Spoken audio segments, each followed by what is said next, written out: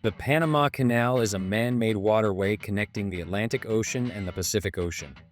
This waterway remains one of the key points of world trade, both for its strategic location and its economic importance. In recent years, there have been many developments affecting both the canal's operational capacity and US-Panamanian relations. In this video, we will discuss current issues affecting the Panama Canal, such as climate change, changes in global trade routes, and recent US policies. Stay tuned. First, let's give a brief overview of the importance of the Panama Canal. The Panama Canal is a man-made waterway that connects the Atlantic Ocean and the Pacific Ocean. You can think of it like this.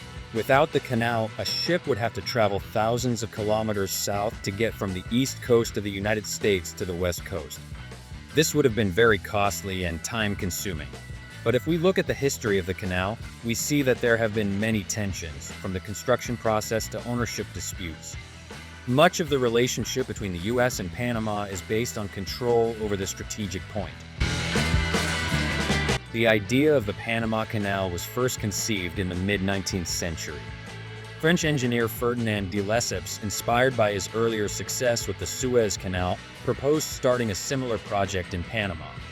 However, the difficult geography, rising costs, and diseases that claimed the lives of thousands of workers doomed the project to failure.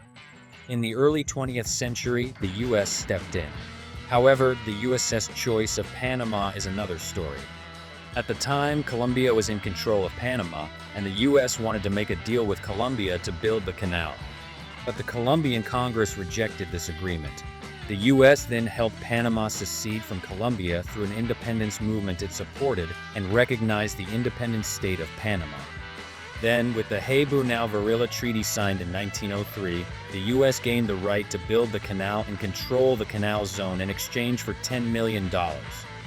This marked the beginning of a process in which Panama had little say. In 1914, the Panama Canal was completed and officially opened. The United States demonstrated tremendous engineering and organizational skill in building the canal. However, Panama had no control over this canal on its own territory. The revenues and management of the canal belonged entirely to the US. The canal zone was run almost like a US colonial territory. The Panamanian people did not accept this situation for many years.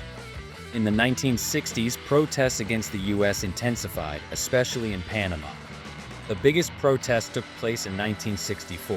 In what became known as the Flag Crisis, Panamanian students wanted to fly their flag in the canal zone. However, US troops intervened and many people lost their lives. This incident aroused great anger among the Panamanian people toward the United States. Protests and Panamanian pressure finally began to take effect. In 1977, a historic agreement was signed between US President Jimmy Carter and Panamanian leader Omar Torrijos. This agreement planned the gradual transfer of the canal to Panama. This process was completed in 1999, and the Panamanians officially took control of the Panama Canal.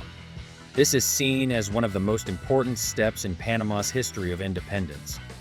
But even today, the canal remains of strategic importance to the United States and other major powers.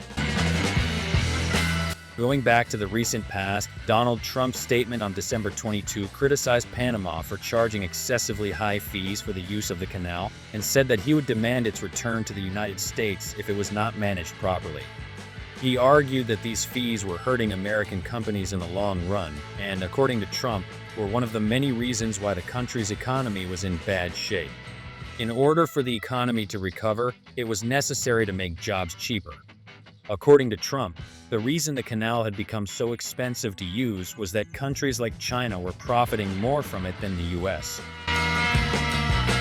After December 22, the president of Panama, José Mulino, gave a clear response to Trump. This response stated that Panama had full control of the Panama Canal and that China was not gaining any advantage over the United States. The canal belonged to Panama and would remain so. José Mulino flatly refused to negotiate with Trump about returning the canal to US control. After the tensions between these two states, Elon Musk expressed his opinion on the subject and stated that he was concerned about the Panama Canal. So why was Elon Musk concerned about this issue? As a businessman who cares about the innovative and sustainable functioning of global trade and logistics systems, Musk may be sensitive to the risks facing critical infrastructure such as the Panama Canal. Internal sources said that the high prices demanded by Panama were due to a multitude of problems faced in recent years. These problems included a lack of fresh water, inadequate security, political tensions, and more. According to Musk, addressing all these problems at the same time requires a lot of money, and Panama was trying to meet these needs by overcharging shipping companies. He believed Panama might be using the US in the process. In recent years, the Panama Canal has faced serious drought problems. The canal depends on large amounts of fresh water to operate, which makes the effects of climate change much more visible. Parts of the canal have had to limit ship transit capacity due to low water levels. Restrictions on ship passage have increased trade costs. It is argued that higher fees are indeed necessary to maintain and improve the Panama Canal. While companies initially adapted to the higher fees, in recent years things have spiraled out of control. In 2016, the canal underwent an expansion project, but prices never returned to their previous levels and have continued to rise exponentially. At this point, Donald Trump has threatened Panama with taking back control of the canal if they don't stop overcharging shipping companies that pass through it.